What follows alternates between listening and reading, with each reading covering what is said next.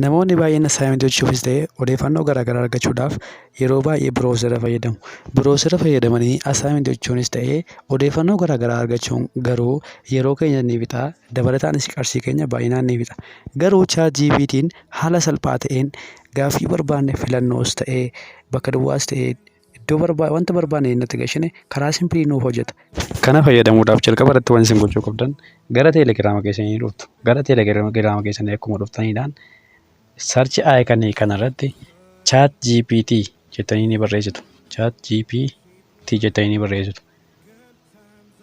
Isa booddee kunoo akkuma argaa jirtan ChatGPT buutii isaanii naaf fideera jechuudha. Ergasii booddee wanti isin gochuu qabdan al tokko irra cuqaasuudhaan an jalqaban lixee jira waan ta'eef isin jooyin godhanii istaarti gochuu qabdu jechuudha.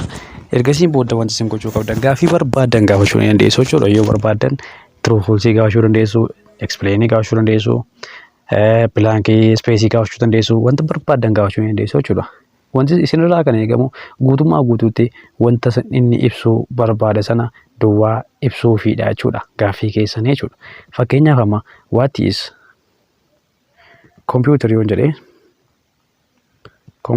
jedhee computerri maal akka ta'e guutummaa guutuutti naa ibsaa jechuudha wanti kun.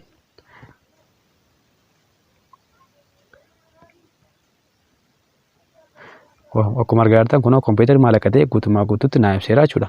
Ergasii booddee ammas taayippii isaanii beekuu yoon barbaade fakkeenyaaf taayippii computeraa beekuu yoon barbaade ganaa how many types of computer jechuu osoo hin taane taayippis jedhee yoon barreesse amma taayippii kompiitaraa kan ta'e guutummaa isaanii naa barreessaa jechuudha.